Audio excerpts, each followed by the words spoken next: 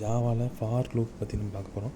இந்த for loop in Java is a control flow statement that allows code to be executed repeatedly based on a given boolean condition. For லூப்னா என்னென்னா, நம்ம ஒரு condition கொடுத்துருப்போம். அந்த condition fail ஆகிற வரைக்கும் அந்த ஃபார் லூப் பிளாக் கோடு ரிப்பீட்டடாக ரன் ஆகிட்டே இருக்கும். It is particularly useful for iterating over arrays or collections and executing a block of code specific number of times. இதை நம்ம பேசிக்காக எந்தெந்த இதுக்கு யூஸ் பண்ணுவோம்னா, அரேஸு, கலெக்ஷன்ஸ் இந்த மாதிரி இருக்கிறதுக்கு தான் பேசிக்காக யூஸ் பண்ணுவோம், அதிகமாக யூஸ் பண்ணுவோம். இது ஒரு பிளாக் ஆஃப் கோடை ரிப்பீட்டடாக ரன் பண்ணுறதுக்கு நம்மளுக்கு யூஸ் ஆகும். இப்போ இந்த ஃபார் லூப்புங்கிறது ஒரு என்ட்ரி செக் லூப்புன்னு சொல்லுவாங்க. இப்போ இதில் என்னென்னா, இந்த ஃபார் லூப்பில் ஒரே லைனில் இன்சியலைசேஷன், கண்டிஷன், இட்ரேஷன் எல்லாமே ஒரே லைனில் இன்க்ரிமெண்ட், இந்த இட்ரேஷன் இன்க்ரிமெண்ட் டிக்ரிமெண்ட் ஒரே லைன் ஆஃப் கோடில் நம்மளால் பண்ண முடியும். இந்த கொடுத்துருக்க கண்டிஷன் ஃபெயில் ஆகிற வரைக்கும் இந்த பிளாக் ஆஃப் கோடு, இந்த பிளாக்குள்ளே இருக்க கோடு ரிப்பீட்டடாக ரன் ஆகிட்டே இருக்கும். இது எக்ஸாம்பிள், சிம்பிள் எக்ஸாம்பிள் ஒன்று பார்த்தோன்னா, இப்போ இன்டிஜர் மேக்ஸிமம் நம்பர் 5, மேக்ஸிமம் நம்பரில் 5ங்கிற வேல்யூ அசைன் பண்ணியிருக்கோம். இப்போ இந்த ஃபார் லூப் என்ன பண்ணணும்னா, அந்த ஃபார் லூப்பில் ஒரே நம்ம இந்த லைன்லேயும் ஐக்கு 1ங்கிற வேல்யூவை இனிஷியலைஸ் பண்ணியிருக்கோம். இது condition checking, I less than or equal to maximum நம்பரா அப்படிங்கிற செக் பண்ணுறதுக்காண்டி இது இன்க்ரிமெண்ட் பண்ணுது, போஸ்ட் இன்க்ரிமெண்ட் பண்ணும்.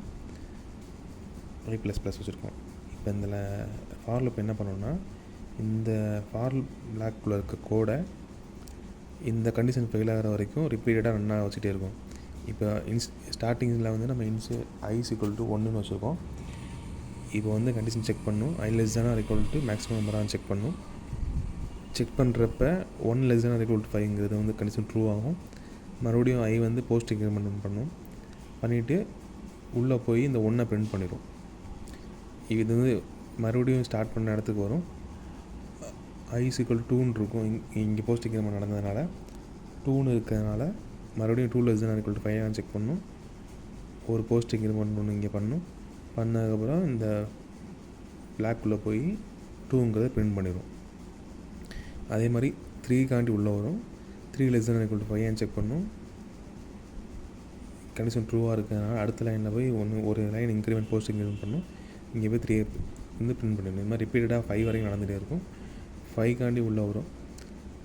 5 less than or equal to 5 check பண்ணும். கண்டிஷன் ட்ரூவாக இருக்கிறதுனால மறுபடியும் ஒரு போஸ்ட் இன்க்ரிமெண்ட் பண்ணிவிட்டு உள்ளே போய் 5 பிரிண்ட் பண்ணிவிட்டு 6ன்னு இங்கே ஆயிருக்கும். போஸ்ட் இன்க்ரிமெண்ட் பண்ணதுனால 6 எடுத்துகிட்டு உள்ளே வரும். 6 less than or equal to 5 check பண்ணும். இந்த இடத்துல கண்டிஷன் ஃபெயில் ஆனதுனால இந்த பிளாக்கை விட்டு வெளியே வந்துட்டு நம்மளுக்கு இந்த ப்ரோக்ராமை முடிச்சுட்டு இந்த ஆல்ரெடி இங்கே உள்ள இருக்க ஸ்டேட்மெண்ட் எல்லாமே பிரிண்ட் ஆகி நம்மளுக்கு அவுட்புட்டாக வந்துடும். 1 2 3 4 5ங்கிறது நம்மளுக்கு அவுட்புட்டாக கிடச்சிடும். இது சிம்பிள் ஃபார் லூப்புக்கான ஒரு எக்ஸாம்பிள். இந்த ஃபார் லூப் நம்மளால் நெஸ்டடாகவும் பண்ண முடியும். நெஸ்டட் ஃபார் லூப்ஸ்லாம் நம்ம எதுக்காக யூஸ் பண்ணுவோம்னா, அந்த டூ டைமென்ஷனல் அரே, பேட்டர்ன்ஸ் இந்த மாதிரி நம்ம அதிகமாக யூஸ் பண்ணுவோம்.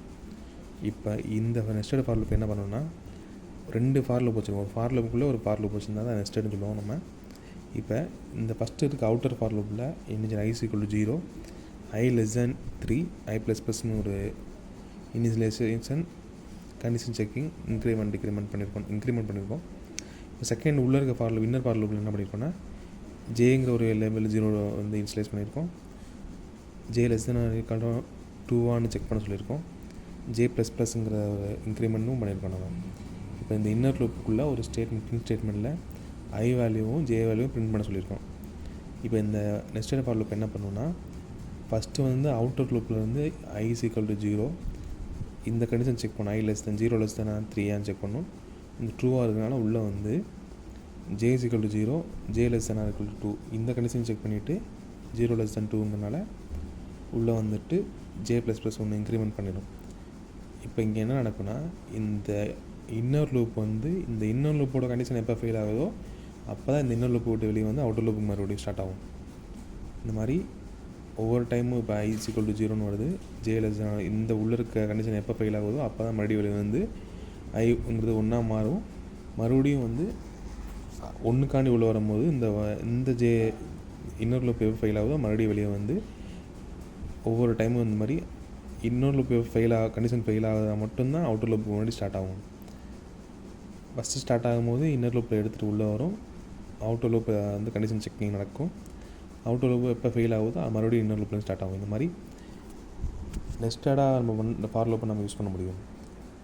இப்போ இந்த கண்டிஷன் இந்த ப்ரோக்ராமில் அவுட்புட் வந்து i = 0, j = 0, மறுபடியும் i = 0. ஐயோட வேல்யூ பார்த்தீங்கன்னா 0லே தான் இருக்கும். எப்போ இந்த ஜே லூப்போட கண்டிஷன் ஃபெயில் ஆகுதோ அப்போ தான் வந்து ஐயோட வேல்யூ இன்க்ரிமெண்ட் ஆகும்.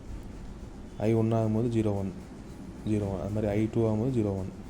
ஃபஸ்ட்டு இன்னர் லூப்போட கண்டிஷன் ஃபெயில் ஆனால் மட்டும்தான் அவுட்டர் லூப்பில் வந்து மறுபடியும் அந்த வேல்யூ வந்து செக் பண்ணிவிட்டு கண்டிஷன் செக்கிங்கில் நடந்து மறுபடியும் உள்ளே வந்து இந்த மாதிரி ரிப்பீட்டடாக நடந்துகிட்டே இருக்கும். அவுட்டர் லூப்போட கண்டிஷன் ஃபெயில் ஆனால் மறுபடியும் உள்ளே போகாது. இது வந்து நெஸ்டட் ஃபார் லூப். இதே மாதிரி இதில் ஜாவாவில் வந்து நம்மளுக்கு என்ஹான்ஸ்டு ஃபார் லூப்னு ஒரு புதுசாக ஒரு டாபிக் இன்ட்ரடியூஸ் பண்ணியிருக்காங்க. நெஸ்டட் ஃபார் லூப் என்ன பண்ணணும்னா, இது வந்து ஃபிக்ஸ்டு சைஸ் ஆஃப் அரேஸ் மட்டும் ஹேண்டில் பண்ண முடியும். அரேஸ் கலெக்ஷன்ஸ் இந்த மாதிரி வந்து ஃபிக்ஸ்டு சைஸ் ஆஃப் வேல்யூஸ் தான் நம்மளால் ஹேண்டில் பண்ண முடியும். ஒரு லிமிட்டேஷன் வச்சு நம்மளால் அதை வந்து செக் பண்ண முடியாது. இதோட பேசிக் சின்டாக்ஸ் பார்த்தீங்கன்னா, ஃபார் ஒரு பேரந்தசிஸ்குள்ளே எலிமெண்ட் டைப்பு எலிமெண்ட்டு ஒரு கோலன் வச்சு அரே ஆர் கலெக்ஷன் நம்ம எதுனாலும் யூஸ் பண்ணிக்கலாம். அதுக்குள்ளே ஒரு பாடி ஒன்று கொடுத்துருக்கோம் நம்ம. இப்போ இது ஒரு சிம்பிள் எக்ஸாம்பிள் பார்த்தோன்னா, ஒரு அரேயில் நம்பர்னு ஒரு அரே வச்சுருக்கோம். இதில் வந்து 5 வரைக்கும் நம்ம வேல்யூஸ் வந்து இனிஷியலைஸ் பண்ணியிருக்கோம். இப்போ இந்த ஃபார் ஈச் லூப் என்ன பண்ணணும்னா, இப்போ நம்ம இங்கே உள்ள பேரந்தசிஸ் கொடுக்கும்போது டேட்டா டைப்பையும் அந்த டேட்டா டைப்புக்கு ஒரு வேரியபிள் நேமையும் கொடுத்துட்டோன்னா, இந்த கோலன் வந்து நம்ம இந்த ஃபார் ஈச் லூப் யூஸ் பண்ணுவோம். கோலனுக்கு அப்புறம் வந்து அந்த அரேயோட நேம் வச்சுருப்போம். இப்போ இந்த அரேஸ்லேருந்து ஒவ்வொரு நம்பராக எடுத்து இந்த நம்மளை நம்ம ஸ்டோர் பண்ணணும். அந்த நம்பர் வந்து நம்ம உள்ள வந்து பிரிண்ட் பண்ணிக்கலாம். இந்த ஃபார் ஈச் லூப் வச்சு நம்ம வந்து அரேஸோட சிங்கிள் எலிமெண்ட்டே நம்மளால் மேனிபுலேட் பண்ண முடியும். அர்த்தமெட்டிக் ஆப்ரேஷன் இந்த மாதிரி எத்தனை ஆப்ரேஷன் வந்து பண்ணிக்கலாம். சிங்கிள் எலிமெண்ட்டு ஒவ்வொரு எலிமெண்ட்டும் நம்மளால் வந்து தனித்தனியாக வந்து மேனிபுலேட் பண்ண முடியும். இதில் என்ன ஒரு டிஸ்அட்வான்டேஜ்னு பார்த்தோம்னா, நம்மளுக்கு வந்து ஒரு லிமிட்டேஷன் ஒரு கண்டிஷன் செக்கிங் நம்மளால் பண்ண முடியாது. கண்டிஷன் செக்கிங்னா ஒரு லிமிட்டோடு நம்மளால் ஸ்டாப் பண்ண முடியாது. ஃபிக்ஸ்டு நம்பராக அரே மட்டும் தான் நம்மளால் ஹேண்டில் பண்ண முடியும். இப்போ 5 இருக்குன்னா நீங்கள் 3யோட ஸ்டாப் பண்ணிங்க அப்படின்னு நம்மளால் சொல்ல முடியாது. நம்ம ஒரு தடவை ஃபார் ஈச் லூப்பை ஸ்டார்ட் பண்ணிட்டோன்னா அந்த 5 வரைக்குமே நம்மளுக்கு வந்து ஆப்ரேஷன் பண்ணிடும். இதுதான் வந்து இந்த ஃபார் ஈச் லூப்போட ஒரு டிஸ்அட்வான்டேஜ்.